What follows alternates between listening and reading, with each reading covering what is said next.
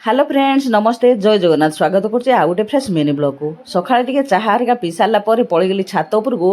तुली देली टिके साग तापर बोईताळु फूल होइतिला आ ठाकुरंकर पूजा पई टिके फूल तुली देई आसी गली सागटा को टिके धुई करी कटाकटी करी दे देली मौसा को मौसा भाजंती साग मो टिके मोर काम धंदा सरे ठाकुरंको टिके प्रणाम करी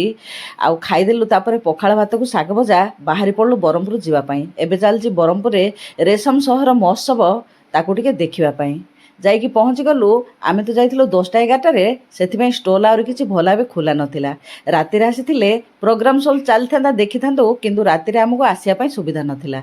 सेठारे बेसी कृषि जंत्रपाति सब थिला जड़ीबूटी सब थिला आउ तेल देखो जड़ीबूटी तेल सब बिक्री होता तापर जाइए स्टेज पाखे पहुँची गलु स्टेज रे आरंभ होता जस्ट से